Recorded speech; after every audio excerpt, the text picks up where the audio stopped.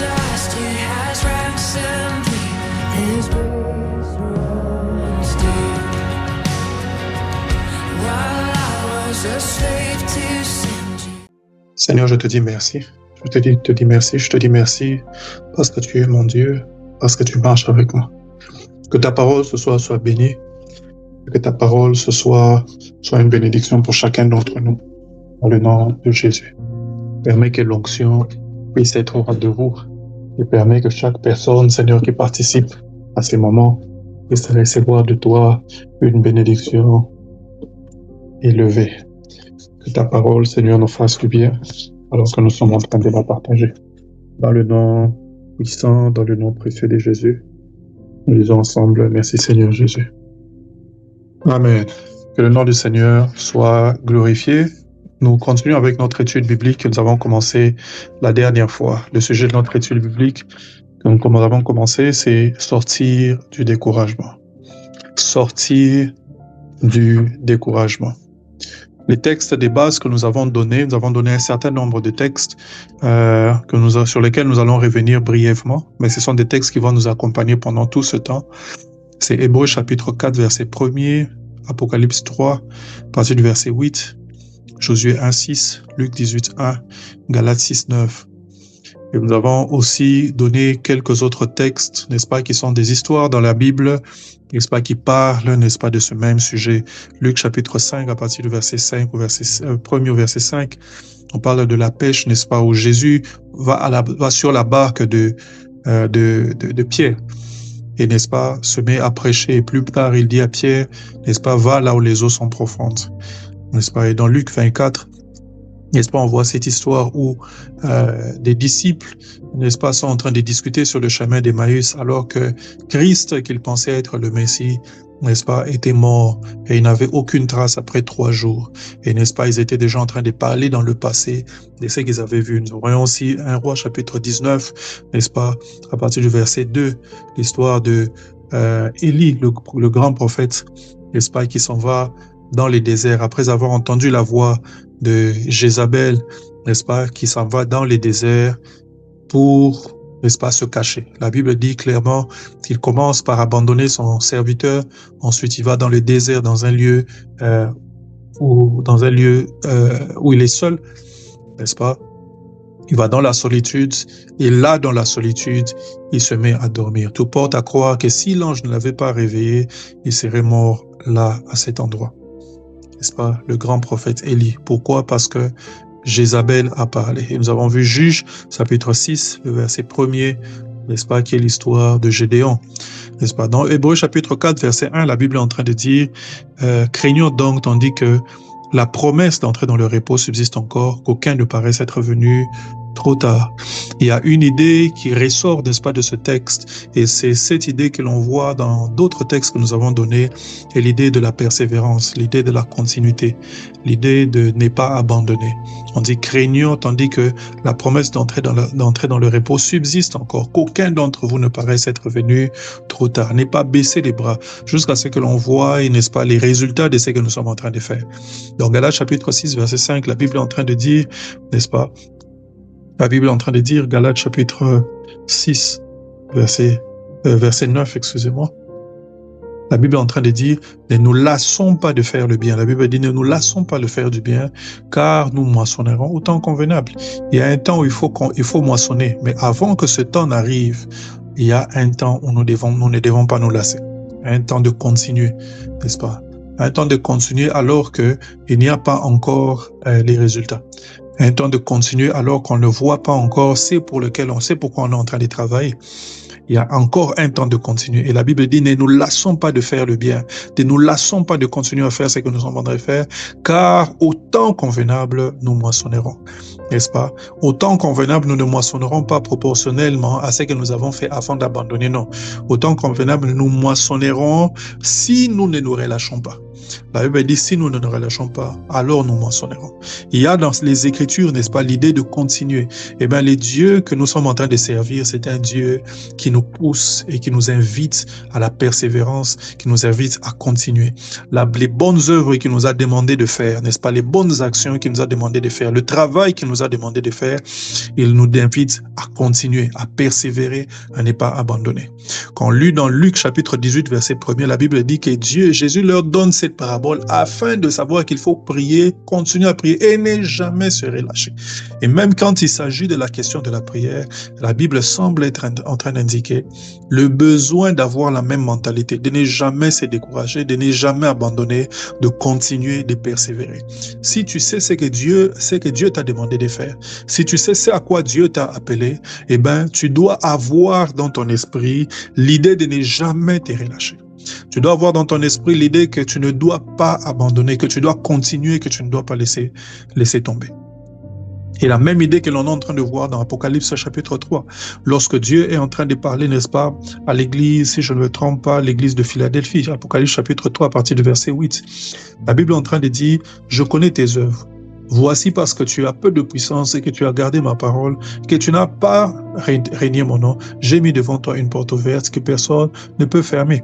Déjà là, ça s'annonce. Je connais tes œuvres, tu n'as pas régné mon nom, tu as gardé ma parole. Il y a l'idée de continuité. Au verset 9, la Bible dit, voici je donne des ceux de la synagogue de Satan qui se disent juifs et ne le sont pas, mais qui mentent. Voici, je les ferai venir se prosterner à tes pieds et connaître que je t'ai aimé. Verset 10, parce que tu as gardé la parole de la persévérance en moi. Parce que tu as gardé la parole de la persévérance en moi. Dieu nous appelle à la persévérance. Quand on sait ce à quoi Dieu nous a appelés, quand on sait ce que nous sommes censés faire, il y a un appel qui nous est lancé, c'est celui de la persévérance, de continuer à poser les mêmes actes, de continuer à faire ce à quoi Dieu nous a appelés, avec l'espérance que le Dieu que nous sommes en train de faire n'est pas un menteur. La Bible dit, il n'est pas un homme pour mentir, ni un fils d'homme pour se repentir. La Bible est en train de dire, n'est-ce pas, elle est en train de dire, je ne régnerai pas ma parole. Il dit, je ne changerai pas les paroles qui sont sorties de ma bouche, je ne régnerai pas mon alliance.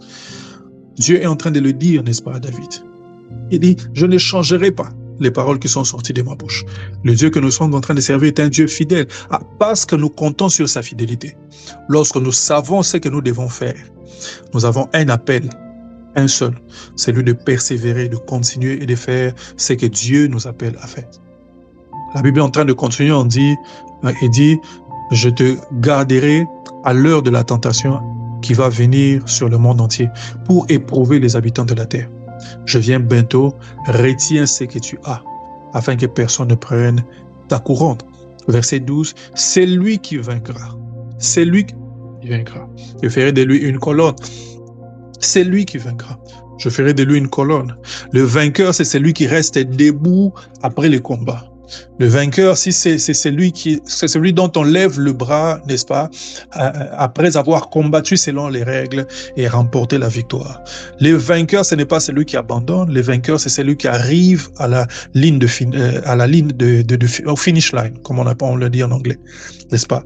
Le vainqueur, c'est celui qui arrive jusqu'au bout, n'est-ce pas. Et la Bible est en train de dire, c'est lui qui vaincra. Je donnerai, n'est-ce pas, je ferai, n'est-ce pas, de lui une colonne dans le temple de mon Dieu. Il n'en sortira plus. J'écrirai sur lui le nom de mon Dieu, le nom de la ville de mon Dieu, de la Jérusalem qui descend du ciel d'auprès de mon Dieu, et mon nom nouveau. Le vainqueur, c'est celui qui va jusqu'au bout. Le vainqueur, c'est celui qui reste debout à la fin. Après que le combat soit fini, c'est lui qui est debout. C'est lui le vainqueur. Le vainqueur, c'est celui qui traverse la ligne d'arrivée. N'est-ce pas? C'est celui-là le vainqueur. C'est celui-là le vainqueur. Et la Bible dit, c'est lui qui vaincra. Donc Dieu nous invite comme ça, n'est-ce pas, à la persévérance, alors que nous commençons notre marche avec lui. Alors que nous commençons, n'est-ce pas, notre chemin avec le Seigneur, il nous invite à la persévérance, à ne pas abandonner, à aller jusqu'au bout. À aller jusqu'au bout, à retenir les choses que nous avons obtenues de lui, les promesses que nous avons reçues de lui, à aller avec jusqu'au bout, n'est-ce pas? Aller avec jusqu'au bout. Dans Luc chapitre 5, à partir du verset 5, premier au verset 5, on voit ici Pierre, n'est-ce pas, qui, après avoir nettoyé, après avoir péché toute une nuit, abandonne. Et il se met, n'est-ce pas, sur le bord. Mais là où lui pensait que c'était la fin, Dieu n'avait pas encore dit que c'était la fin. Il fallait encore qu'il se laisse emporter par le vent de l'esprit. La différence entre la pêche que Pierre fait le matin et la pêche qu'il a fait la nuit, c'est que la nuit, il était seul. Il a travaillé par ses propres efforts, sans la directive de Dieu. Mais le matin, il a eu Jésus dans la barque. Non seulement il a eu Jésus dans la barque, il a laissé sa barque être utilisée par Christ. Et il a laissé Jésus l'amener dans les eaux profondes. Et il a jeté le filet, pas parce qu'il avait de l'expérience, mais parce qu'il avait Jésus. Là où Pierre pensait que c'était la fin, il fallait qu'il accepte de continuer. Il fallait qu'il jette encore une fois le filet. N'est-ce pas? La victoire appartient à ceux qui acceptent de jeter de nouveau le filet, à ceux qui acceptent de ne pas abandonner, à ceux qui acceptent de continuer, à ceux qui se disent il y a encore un jour nouveau, à ceux qui savent qu'il y a encore un jour je peux avoir des résultats, à ceux qui refusent d'écouter la voix du diable qui dit c'est fini pour toi ici, mais qui disent Jésus est dans la barque, Jésus a dit jette le filet, alors je jette aussi le filet. Vous voyez? Pierre a utilisé toute son expérience. Et le matin, quand Jésus lui dit, va là où les eaux profondes, jette le filet, certainement qu'il était en train de se dire, mais pourquoi est-ce qu'on me dérange de nouveau? J'ai déjà fait ce que je devais faire. Pierre, là, il y a une différence entre la pêche que tu as faite la nuit et la pêche que tu étais en train de faire, que tu vas faire le matin. Le matin, quand tu jettes le filet, Jésus est dans la barque. Et tu n'es pas en train de jeter le filet, n'est-ce pas, sur l'ordre, c'est à cause de ton expérience. Tu jettes à cause de la parole de Christ. Jette le filet. Eh bien, il y a de l'espoir. Et notre espérance ne sera pas anéantie. La Bible dit, il est un avenir dans Proverbe. La Bible dit, il y a un avenir, notre espérance ne sera pas anéantie. Les disciples d'Emmaüs sont en train de marcher.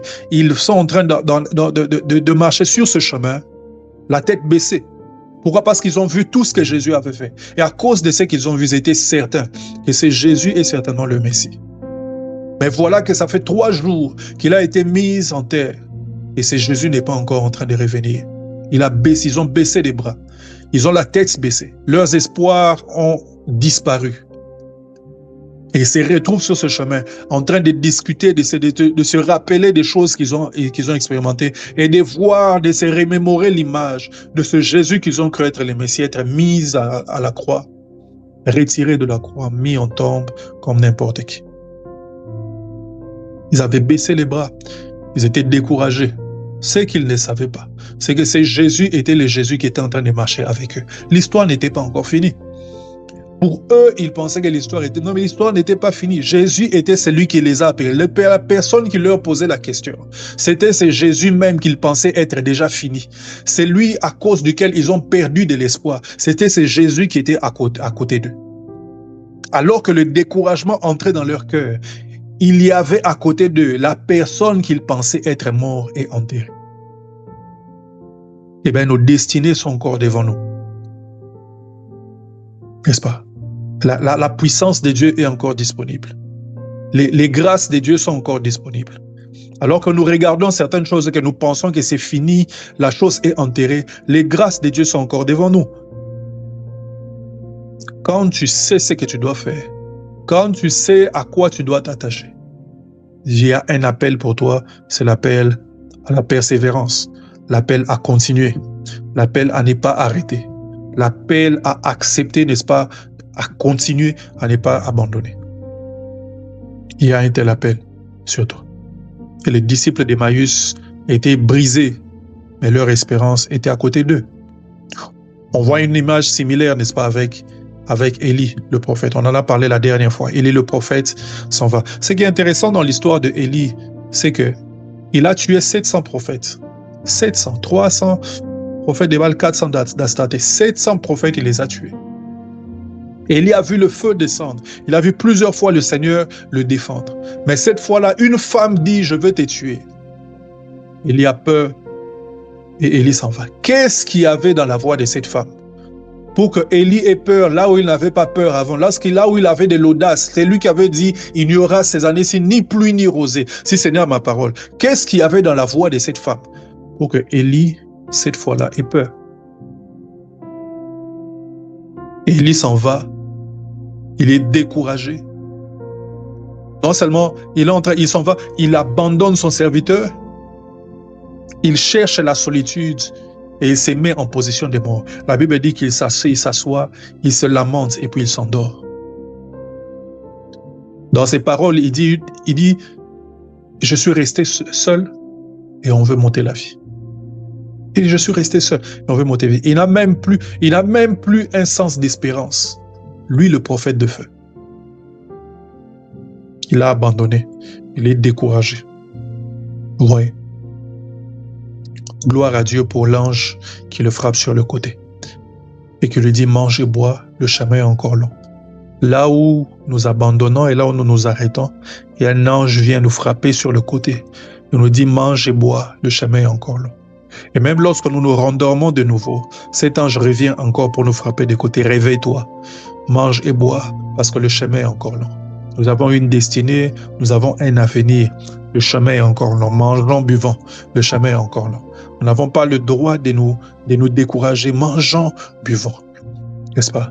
Parce que le chemin est encore long. Jésus est dans la barque. Mangeons, buvons. Écoutons la directive de Dieu. Mangeons, buvons, marchons, écoutons, recevons la parole de Dieu. Mangeons et buvons. Parce que le chemin est encore long. Dans Juge chapitre 6, on voit une histoire similaire, n'est-ce pas? Où Gédéon est découragé. Pourquoi? Parce qu'il a entendu parler des miracles, des choses que Dieu fait. Mais cette fois-là, au moment où il est en train de s'attendre à ce que les miracles viennent, ça fait 7 ans que les Madianites sont en train de les malmener, en train de détruire tout ce qu'ils sont. Au point où même quand l'ange de Dieu lui apparaît, il n'arrive pas à voir que c'était déjà un ange de Dieu qui lui a apparu. Comment est-ce qu'un ange peut apparaître et tu ne sais pas voir que c'est un ange? Le découragement était à une telle enseigne que même la réponse de Dieu qui était devant lui, il ne savait même pas la discerner. Gédéon était dans un tel noir, dans un tel état de découragement, n'est-ce pas, dans un tel état, n'est-ce pas, d'aveuglement à cause des choses qu'il avait vécues, que Gédéon ne pouvait même pas voir l'ange qui avait apparu. Alors que Dieu était en train de donner la solution au cri d'Israël. Gloire à Dieu pour les anges qui viennent lorsque nous sommes abattus. Gloire à Dieu pour les anges qui apparaissent pour nous dire « Vaillant héros, l'Éternel est avec toi ». Gloire soit rendue à Dieu pour que lorsque nous sommes abattus et on a l'impression que tout est fini, ça s'arrête ici, je ne dirai pas plus loin. Il y a des anges qui viennent nous dire « Non, non, ton histoire n'est pas encore finie, mange et bois, le chemin est encore long. » Tu n'as pas encore fini ce que tu dois faire. Mange et bois, le chemin est encore long. Non, non, non, ce n'est pas encore fini. Va là où les eaux sont profondes. C'est vrai, tu as prêché toute la nuit, mais sur ma parole, quelque chose va se passer. Gloire à Dieu pour les anges qui viennent vers nous, pour nous dire que Jésus est encore dans la barque, que Jésus est encore sur le chemin, que nous n'avons pas le droit de nous décourager, que nous pouvons encore avancer, qu'il y a encore quelque chose devant nous. Gloire à Dieu pour l'ange de l'Éternel qui apparaît pour nous rappeler qui nous sommes, alors que nous n'avons même plus un regard sur notre futur. Nous n'avons même plus un regard sur où est-ce que nous sommes en train d'aller. Même plus un regard sur ce que nous sommes censés faire. Donc, Proverbe chapitre 110, donc, psaume, excusez-moi, chapitre 110, le verset 7, la Bible dit « Il boit au torrent pendant la marche, c'est pourquoi il relève la tête. » Il boit au torrent pendant la marche, c'est pourquoi il relève la tête. S'il y a une chose qui est la volonté de Dieu, alors que nous sommes sur notre chemin, c'est que Dieu veut que nous puissions relever la tête. Il veut que nous relevions la tête. Comment est-ce qu'on relève la tête? Il boit au torrent pendant la marche, c'est pourquoi il relève la tête. Par une connexion avec le Saint-Esprit, la Bible dit, il relève la tête. Que les dieux des cieux nous fassent grâce et que nous relevions notre tête. Là où notre tête avait été courbée à cause des épreuves, à cause des difficultés, là où notre tête avait été courbée à cause de la voix de Jézabel, à cause des choses que nous avons expérimentées dans notre passé. Là où nous pensions avoir essayé 1000 fois et que c'était fini, il n'y avait plus d'essai qui peut porter des fruits, que nous puissions relever la tête et sachant que désormais nous sommes avec Jésus. Cette tentative sur la parole de Jésus va réussir. Que là où nous pensons que le Jésus qui avait été mis en terre n'apparaîtra plus jamais, que nous le voyons à côté de nous, en train de briser le pain et de nous le donner. que ce Dieu-là envoie un ange pour nous taper sur le côté et nous dire « Réveille-toi, lève-toi, vaillant héros ». Que nous relévions la tête, là où notre tête avait été baissée. Dans Isaïe chapitre 40, que nous avons lu aussi la dernière fois, la Bible est en train de dire ceci, Isaïe 40. Et j'aime ce texte, à partir du verset 27. La Bible dit « Pourquoi dis-tu Jacob? Pourquoi dis-tu Israël? Ma destinée est cachée devant l'Éternel. » Et c'est généralement de cette façon-là que réagissent les personnes qui sont découragées. Ma destinée est cachée. Il n'y a plus d'avenir. Je ne peux plus aller nulle part. Les choses auxquelles j'étais en train de rêver n'arriveront plus jamais. Ma destinée est cachée devant l'Éternel. N'est-ce pas? Dieu répond à d'autres personnes, mais il ne me répond pas à moi. Ma destinée est cachée devant l'Éternel. Il dit, mon droit passe inaperçu devant mon Dieu. Mon droit passe inaperçu devant mon Dieu. Alors que Dieu est en train de recevoir les prières de certaines personnes. Les miennes ne sont pas en train de passer devant lui. Mon droit passe inaperçu. Là où il peut me rendre justice, il ne me rend pas justice. J'ai l'impression que je suis tout le temps à l'arrière de la file et qu'il est en train de répondre à d'autres personnes. Quand est-ce que ça sera mon tour? Pourquoi dis-tu, Jacob, ma destinée est cachée devant l'Éternel, mon droit passe inaperçu devant mon Dieu. Et ce qui est intéressant ici, c'est que c'est Dieu lui-même qui est en train de poser la question à Israël. Pourquoi est-ce que tu dis, Jacob, ma destinée est cachée devant l'Éternel? Pourquoi dis-tu, mon droit passe inaperçu? C'est un peu comme si ce Dieu-là avait vu, pendant qu'il était en train de répondre, il te voyait, il voyait que tu étais découragé. Et il vient vers toi pour te dire, pourquoi est-ce que tu dis, ton droit est caché et inaperçu devant mon Dieu? Pourquoi est-ce que tu dis, ma destinée est cachée? Il vient vers toi à l'arrière, là où tu te trouves, là où tu penses que l'on ne te voit pas. Et il te souffle cela à l'oreille, il dit, pourquoi est-ce que tu dis que ma destinée est cachée devant l'Éternel, mon droit passe inaperçu devant mon Dieu? Pourquoi est-ce que tu baisses la tête? Pourquoi est-ce que tu abandonnes? Pourquoi est-ce que tu te dis, après 3 jours, c'est fini? Pourquoi est-ce que tu dis, Jézabel a parlé, ma vie et mon ministère se sont arrêtés? Pourquoi est-ce que tu dis, où sont passés les miracles? Et que tu n'es pas en train de voir qu'un miracle se passe devant toi. Pourquoi est-ce que tu ne vois? Pourquoi est-ce que tu dis, ma destinée est cachée? Pourquoi est-ce que tu te décourages? Pourquoi est-ce que tu arrêtes? Verset 28, ne le sais-tu pas, ne l'as-tu pas appris? C'est le Dieu d'éternité, l'Éternel qui a créé les extrémités de la terre. Il ne se fatigue point, il ne se lasse point. On ne peut sonder son intelligence. Il donne la force à celui qui est fatigué.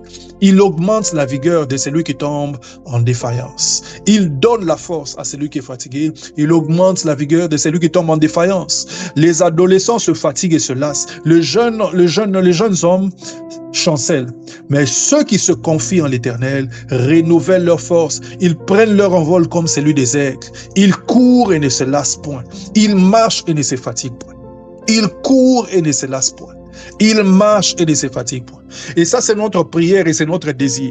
Alors que nous sommes en train d'étudier ces choses, n'est-ce pas? Que les dieux des cieux, devant qui notre droit ne passe pas inaperçu, que les dieux des cieux, devant qui notre destinée n'est pas cachée, que ces dieux-là nous donnent la force de l'aigle, que ces dieux-là nous amènent à courir et ne jamais nous lasser, que ces dieux-là nous amènent à marcher et ne jamais nous fatiguer, que les dieux des cieux nous amènent à voir des résultats là où nous n'en avions plus, que les dieux des cieux nous amènent à voir qu'il y a un avenir et que notre destinée n'est pas cachée, n'est-ce pas?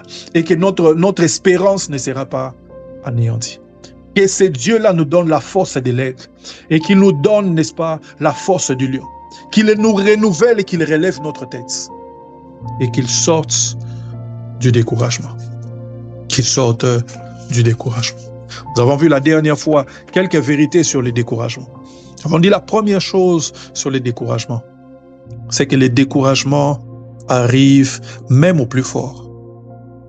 C'est pour ça qu'il ne faut jamais se vanter. Même au plus fort, le découragement arrive. La deuxième chose que nous avons dit, c'est que les découragements nous amènent souvent dans l'isolation. Ils nous amènent souvent à nous cacher, à nous isoler. Regardez ce qui s'est passé avec Élie. Alors que Dieu lui parle, alors que Jézabel lui parle, Élie va se cacher dans le désert. Troisièmement, nous avons dit, le découragement cause la rétrograde. Il cause la rétrograde. Regardez ce qui se passe avec Élie. Alors qu'il va dans les déserts, il s'assied et puis il se couche. C'est une vie à décadence. Alors qu'il était fort, il s'en va dans un lieu désert. Déjà, il abandonne les assemblées, il abandonne la personne avec qui il était. Il va dans un lieu désert, là où il n'y a pas d'eau, il n'y a pas de ressources. C'est un lieu de mort où rien ne vit. Il s'assoit dans ces lieux-là. Ça veut dire qu'il abandonne, il ne veut même plus être actif. Et pire, il s'endort. Tout ce qu'il attend, c'est la mort. Les découragements amènent, n'est-ce pas, à la rétrograde. À la rétrograde. Nous avons dit les découragements nous retirent la capacité, la motivation d'agir. Ils nous retirent, n'est-ce pas, la capacité, la motivation d'avancer et de nous relever. Le découragement nous retire cela. La troisième chose, c'est que le découragement n'est pas un sentiment de Dieu. N'est pas un sentiment de Dieu. C'est pour ça que lorsque Dieu parle à Josué, dans Josué chapitre 1, verset 6, il lui dit, n'est-ce pas, fortifie-toi et prends courage. Quand Dieu est en train d'appeler Josué, n'est-ce pas, Josué a un grand défi. C'est que Moïse vient de partir. Et personne n'est prêt à suivre qui que ce soit à cause de la figure de proue que Moïse était. Et voici que Dieu appelle Josué. Et Dieu lui dit déjà, à cause de ce qui viendra sur ton chemin, fortifie-toi et prends courage. C'est important de savoir que lorsque nous commençons la marche avec Dieu, lorsque nous commençons à avancer, n'est-ce pas, sur le chemin du Seigneur, Dieu nous dit déjà cette phrase et nous devons nous en accaparer. Fortifie-toi et prends courage.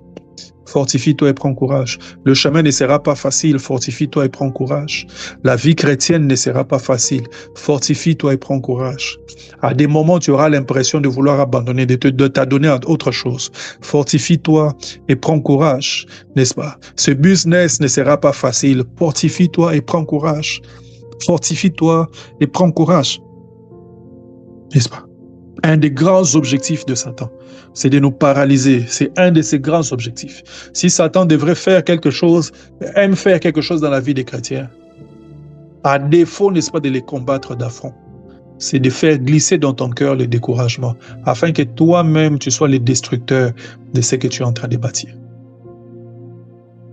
Afin que tu abandonnes et que ce que tu as commencé à construire puisse être détruit. L'édifice que tu as commencé à bâtir. Souvenez-vous, c'est ce que la Bible dit dans Galates, n'est-ce pas? N'est-ce pas? Ne vous lassez pas de faire du bien, car autant convenable nous moissonnerons. Si nous ne nous relâchons pas. Nous moissonnerons si nous ne nous relâchons pas. Fortifions-nous, prenons courage. La quatrième chose, c'est que le découragement vient souvent des attentes non alignées avec Dieu. On s'attend à certaines choses alors que Dieu veut nous amener à autre chose. Et à cause de cela, on est déçu parce que ce que Dieu fait, ce n'est pas ce à quoi nous sommes en train de nous attendre. Et on se décourage, on abandonne. Le découragement provient des fois, n'est-ce pas, d'une lecture charnelle des événements. On ne comprend pas ce que Dieu est en train de faire, alors on abandonne. Le découragement provient des fois, n'est-ce pas, de la déception due, n'est-ce pas, à nos manquements, n'est-ce pas, à notre propre chute. Des fois, le découragement vient de la perte de notre propre vision, n'est-ce pas? Je dis aussi que le découragement est une attaque spirituelle. Le découragement est une attaque spirituelle. Huitième chose, ou plutôt dernière chose que nous avions dite, c'est que le découragement n'est pas permanent. Le découragement n'est pas permanent. Et ça, c'est très, très, très important. Ça, c'est très, très important. Voyons aujourd'hui, n'est-ce pas, qu'est-ce qui cause généralement les découragements. Nous allons parler un tout petit peu. Voyons qu'est-ce qui cause généralement les découragements. D'où est-ce que cela peut venir? Qu'est-ce qui cause le découragement? Une des façons de définir le découragement, c'est généralement un brisement de l'esprit, n'est-ce pas? Un brisement de l'esprit, un brisement de la motivation. Le découragement, c'est un peu comme si, n'est-ce pas, cette machine, n'est-ce pas, qu'il y a en toi, qui t'amène à avancer, qui t'amène à continuer à faire certaines choses. Des fois, quand tu n'as même pas, n'est-ce pas, des raisons de croire en cette chose, mais tu sens en toi, n'est-ce pas, quelque chose qui te pousse à y aller, n'est-ce pas? Quand cette machine a été brisée, eh bien, on dit qu'il y a un découragement. Et c'est l'état de Gédéon. incapable de rêver, incapable d'avoir une vision, incapable de voir les miracles, incapable de croire en Dieu. Pourquoi? À cause, n'est-ce pas, de tous les assauts répétés qu'il a vécus, n'est-ce pas? Et le découragement, c'est un brisement de l'esprit. Eh bien, qu'est-ce qui cause généralement le découragement? Premièrement, il y a ce que j'appelle les attaques de Madian. Les attaques de Madian. Il s'agit ici, n'est-ce pas, des assauts répétés de l'ennemi qui viennent à détruire de façon progressive certaines choses que nous avons bâties. Et à un moment, n'est-ce pas, on est tellement fatigué de ces assauts que l'on abandonne. On se résigne, on n'accepte plus que l'on peut s'en sortir. On n'accepte plus que l'on peut sortir vainqueur. L'ennemi s'acharne tellement qu'il répète, n'est-ce pas, ces choses, le cycle, n'est-ce pas, des attaques, le cycle, n'est-ce pas, des destructions. Il répète tellement ces choses que l'on a l'impression, n'est-ce pas, que l'on ne s'en sortira plus jamais. Et on en arrive à abandonner.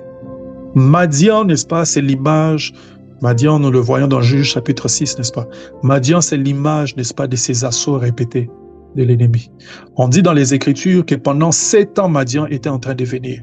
Chaque fois qu'il y avait la récolte, Madian venait pour attaquer, n'est-ce pas, Israël, pour détruire la récolte et ne rien laisser, n'est-ce pas? Chaque fois, cela était en train de se produire.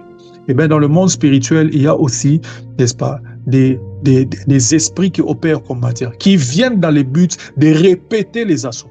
Des fois, ce ne sont pas des choses que tu es incapable de tenir. Ce ne sont pas des choses que tu es incapable de supporter.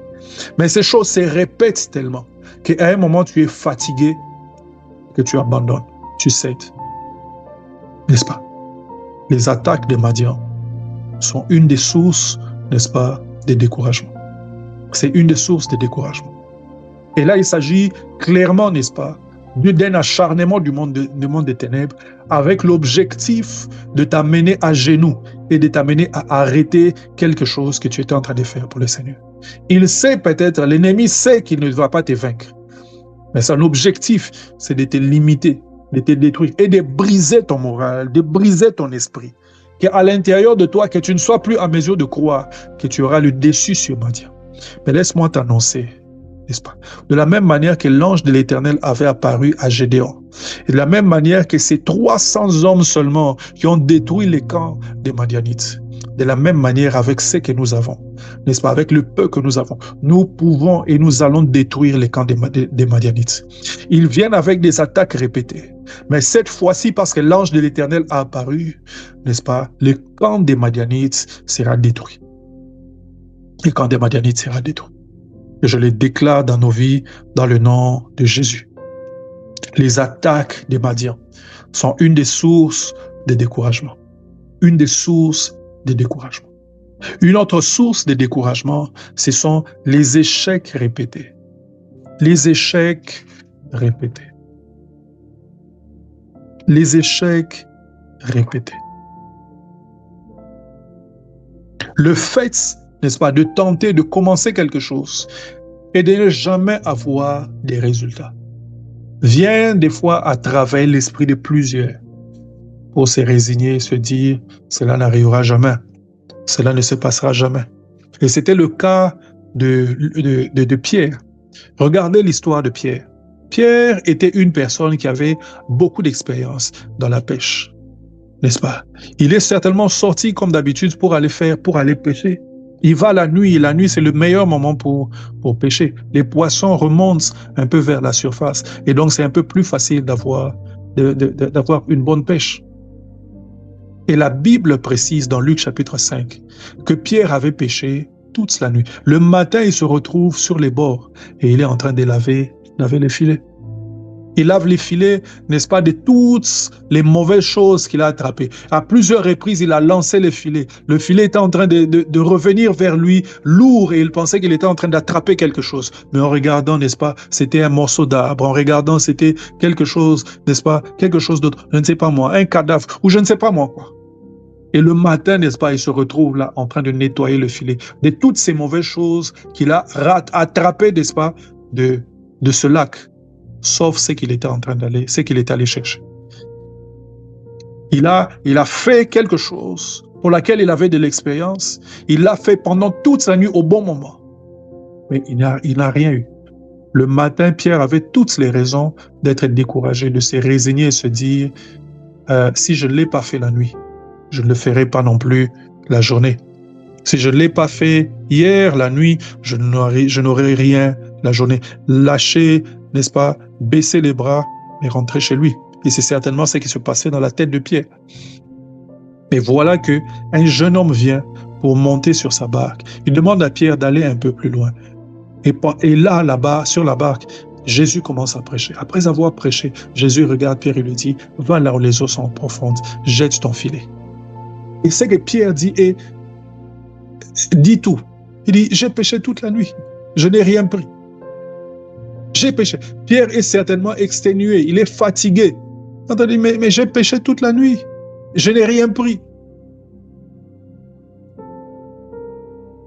Pourquoi? Pierre a essayé, il a fait ce qu'il devait faire selon son expérience, sans avoir des résultats. Eh bien, avoir des échecs répétés, parce qu'après avoir fait les bonnes choses, amène à un état de découragement, où l'esprit est brisé. On n'a plus la motivation de faire ce que l'on devait faire, la motivation de faire le genre de choses que l'on avait l'habitude de faire. Notre esprit est tout simplement brisé.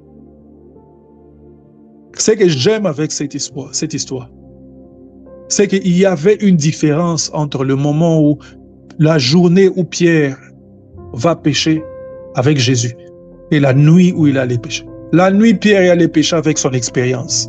La journée, Pierre est allé pêcher avec Jésus et avec une parole précise de Christ qui lui dit « Va jeter le filet ».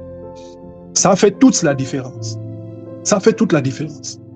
Parce que la journée, il était avec celui qui avait l'autorité sur tous les poissons de la mer, sur tous les poissons du lac. C'est lui qui était le maître de sa destinée et c'est celui-là qui était en train de lui dire « Va jeter le filet ».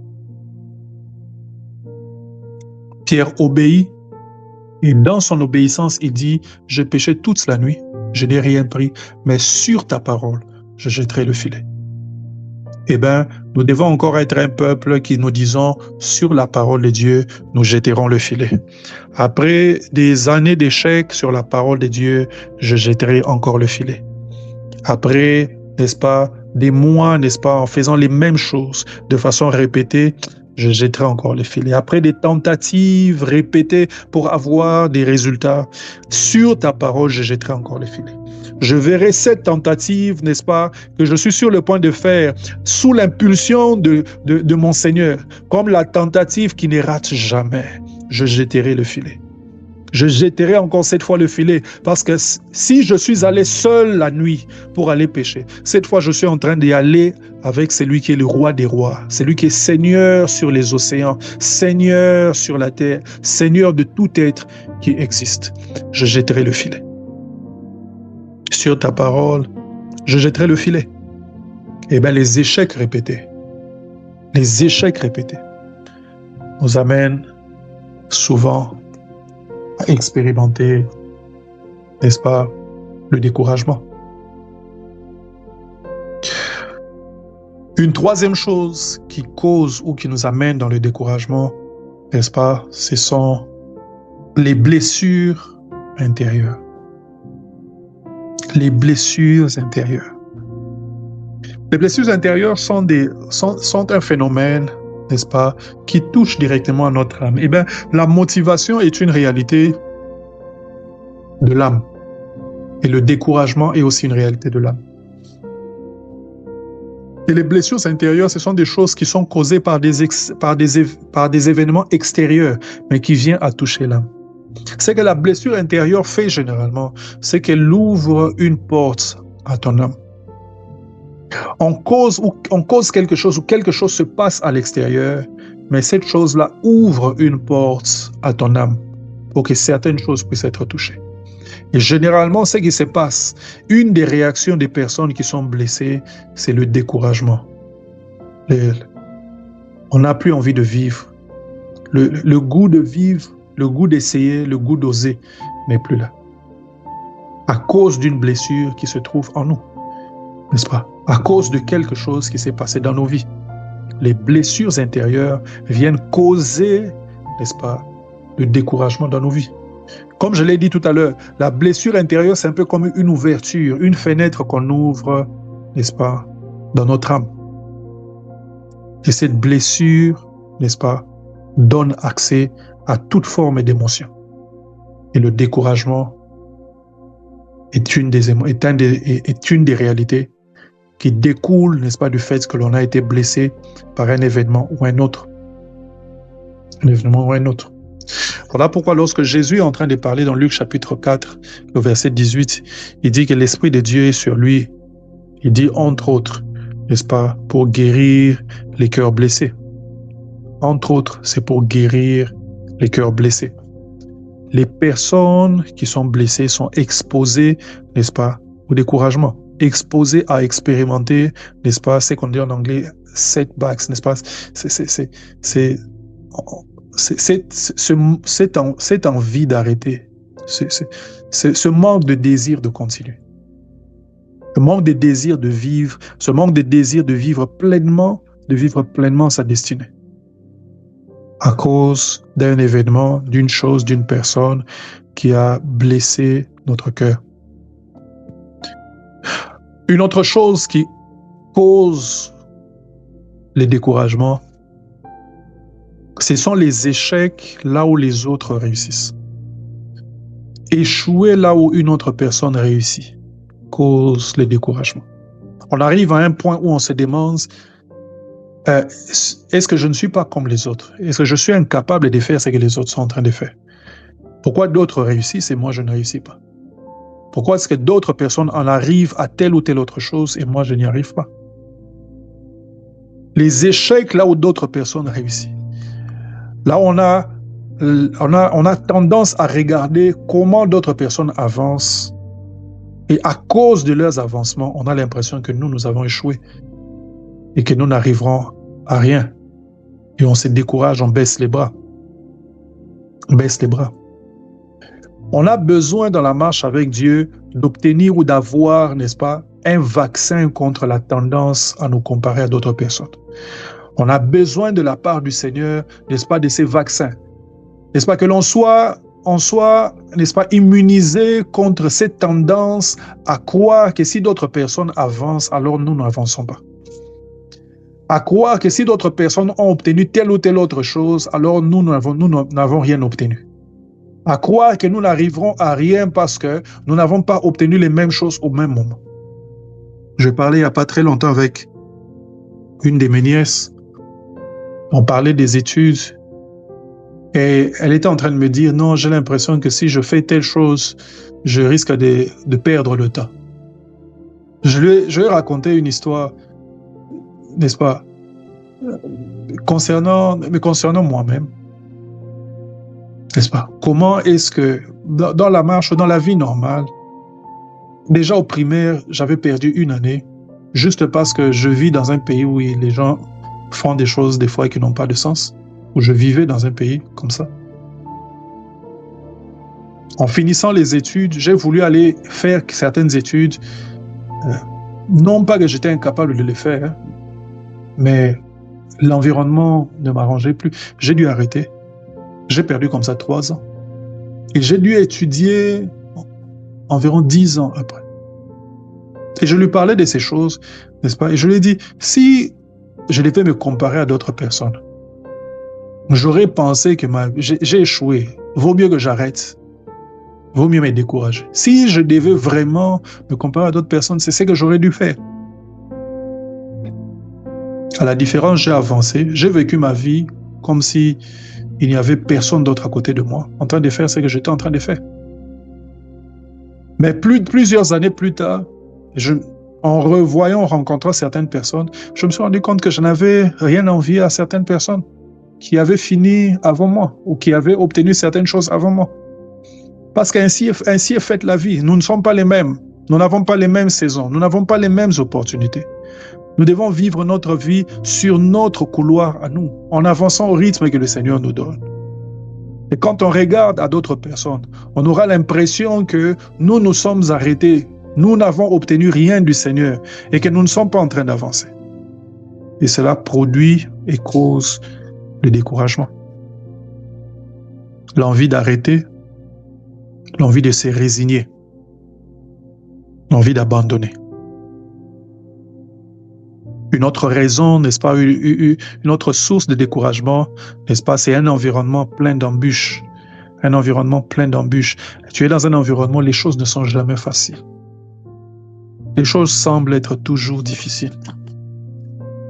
Les moindres choses que tu es en train de faire, tu as l'impression que tu dois toujours te battre. Et ça donne une envie de s'arrêter. Envie de dire, je n'irai jamais ou je n'arriverai jamais à telle ou telle autre chose. Envie de dire, telle chose c'est pour d'autres personnes. Moi, ça ne me concerne pas. De se résigner au minimum, alors que Dieu nous appelle aux exploits. Dieu nous appelle au maximum. Alors que Dieu t'appelle à une grande destinée, de te dire, je m'arrête ici. Un peu comme Élie, qui est allé dans le désert et a décidé que c'était son terminus. Il n'attendait plus que la mort. La dame cherchait la mort, à le tuer. Au lieu de s'exposer à la mort par Jézabel, il a voulu aller mourir seul en se lamentant.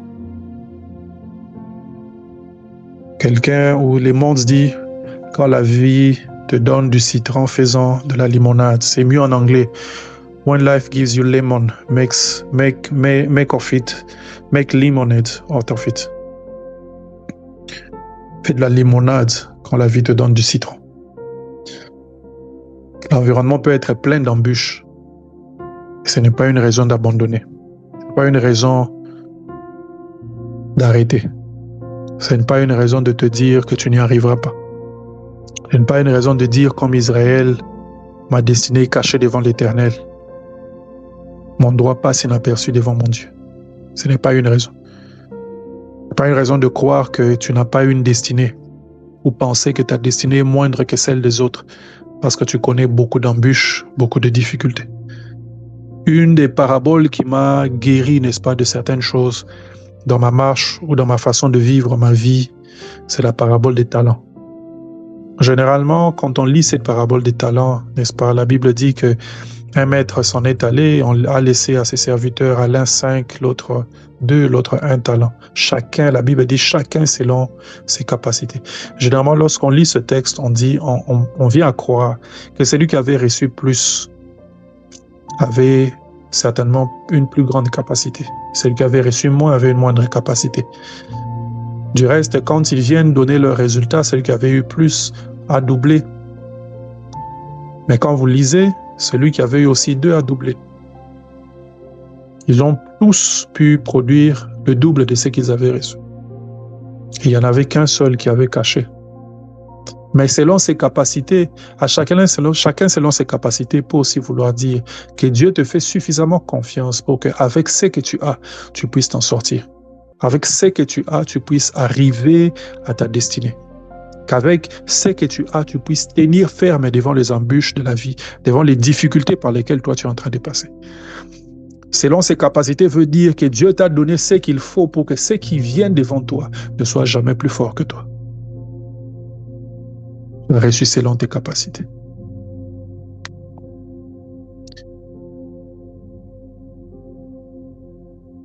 Qu'est-ce qui cause encore le découragement?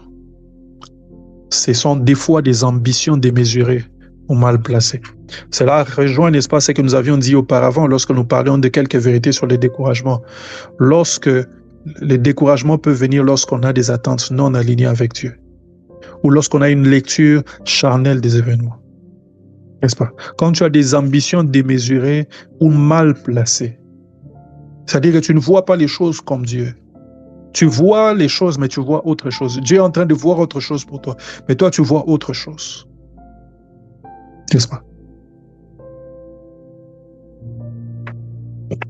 Dans ce contexte, tu marcheras et tu avanceras. Tu voudras accomplir tes ambitions. Mais tu seras comme Pierre qui va la nuit pour pêcher, mais il y va seul. Jésus n'est pas dans la barque.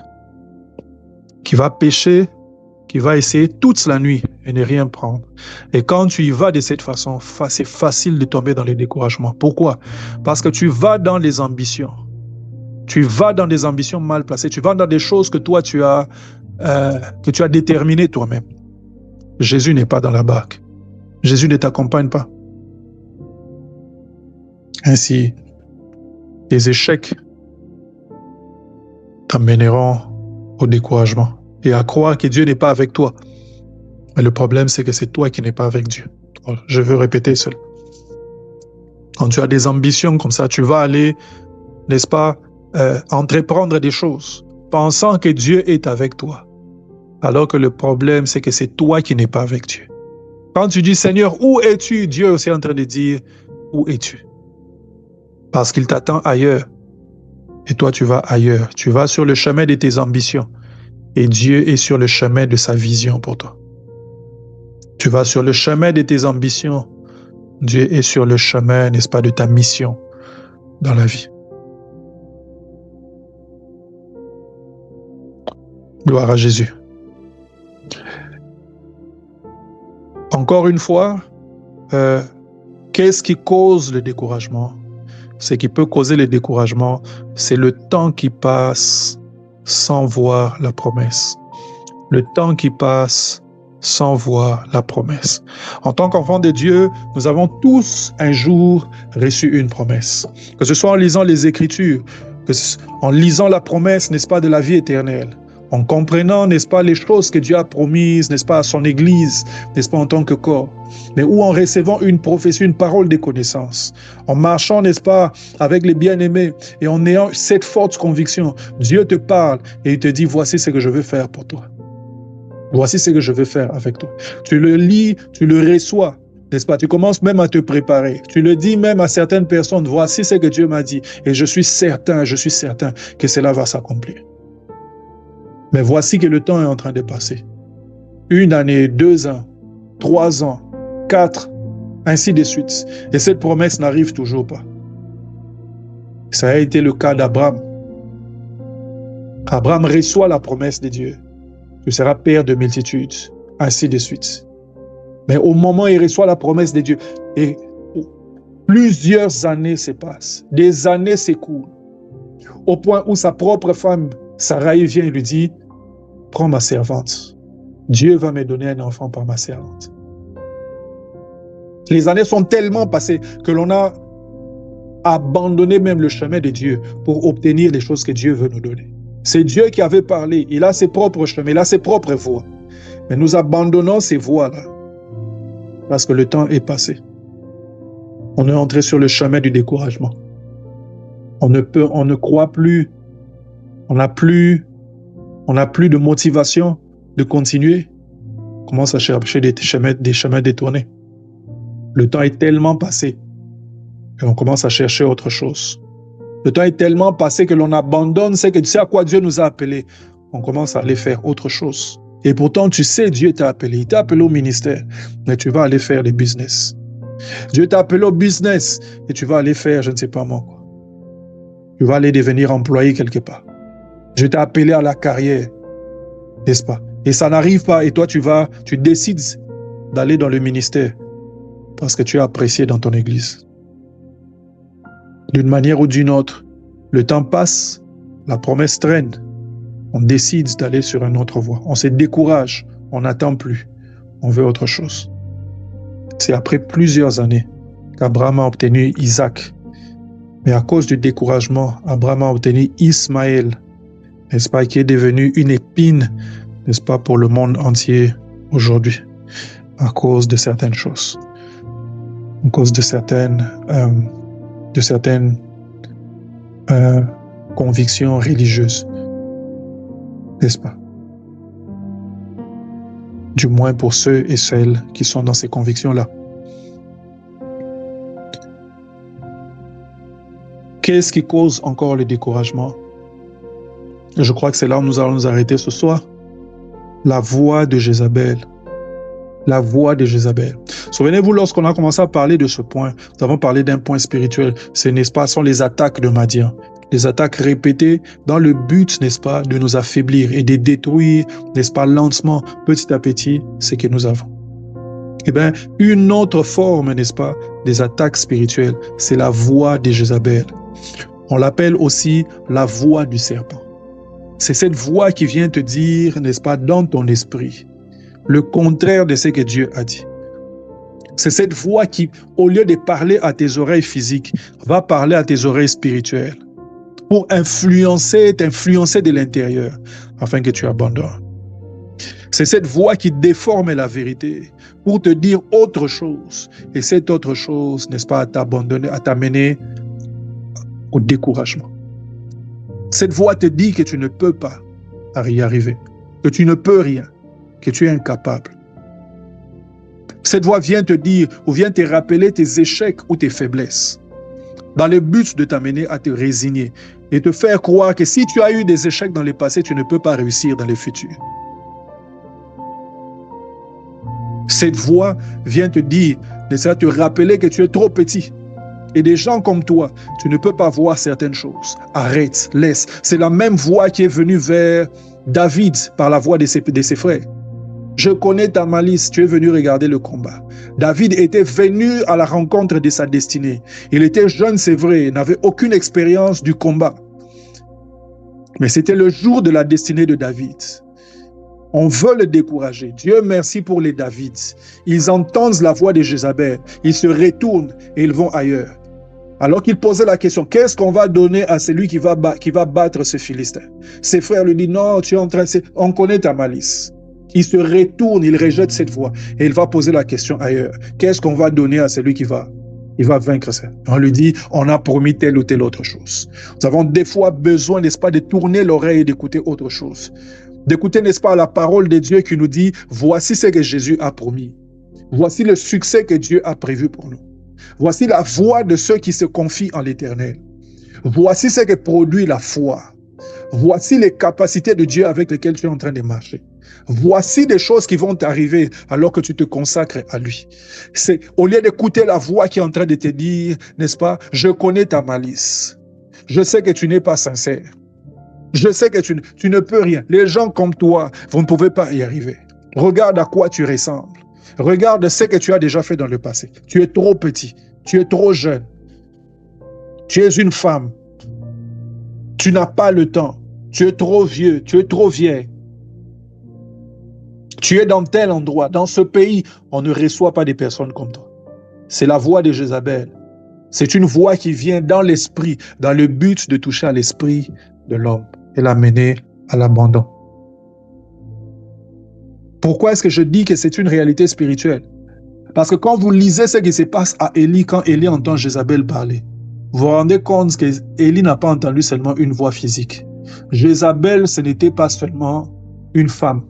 Jézabel était une entité spirituelle. Et la voix de Jézabel, ce n'était pas seulement la personne qui parlait, la voix de Jézabel est allée jusque dans l'esprit d'Élie et a injecté un venin dans son esprit. Et le grand prophète Élie qui a fait descendre le feu, qui a arrêté la pluie et a fait redescendre la pluie, qui a couru devant les chars, c'est lui qui a tué les 700 prophètes. Le grand prophète Élie a fui quand cette voix a retenti dans son esprit. Cette voix vient amplifier tes échecs. Cette voix vient pour amplifier le succès des autres. Cette voix vient pour amplifier tes défauts. Cette voix vient pour diminuer, n'est-ce pas, l'efficacité de l'œuvre de la croix dans ton esprit. Cette voix vient pour paralyser ton esprit, pour que tu arrêtes d'agir.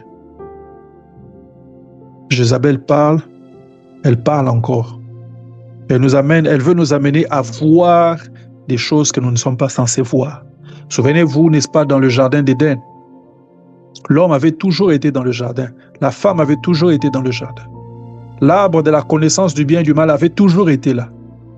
Et eux, ils se souvenaient chaque fois. Dieu avait dit, il ne faut pas manger. Et ils ne mangeaient pas. Ce n'est que lorsque le serpent a parlé à la femme, que la Bible dit, elle a vu que le fruit de l'arbre était bon à manger et utile pour ouvrir l'intelligence. Tout ce temps, elle n'avait pas vu. Mais c'est quand la voix du serpent a retenti dans son esprit qu'elle a vu ce qu'elle ne devait pas voir ou ce qu'elle ne pouvait pas voir. Eh bien, la voix de Jézabel t'amène à voir certaines choses que tu n'es pas censé voir. Certaines choses, n'est-ce pas, qui sont inutiles, mais vient amplifier ces choses afin que cela devienne attrayante.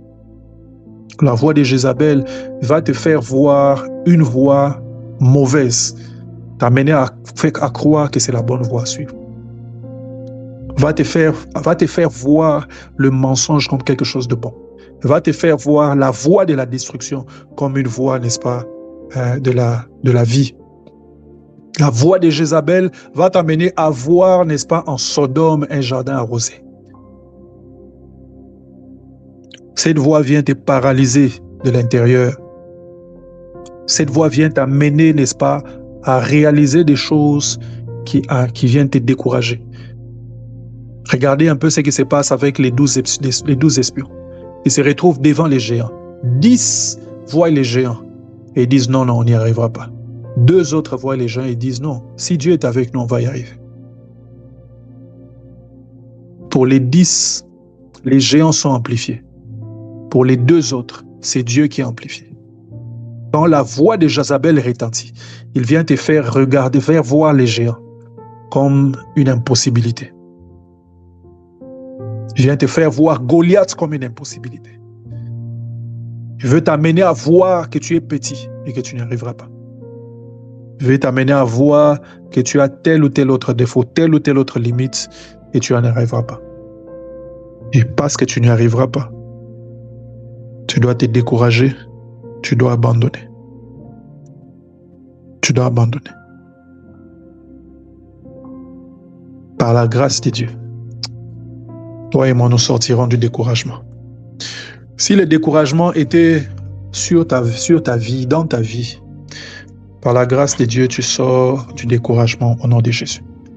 Si le venin de Jézabel était déjà dans ton esprit, par la grâce de Dieu, nous enlevons ce venin dans le nom de Jésus. Par la puissance de Dieu, nous enlevons cela.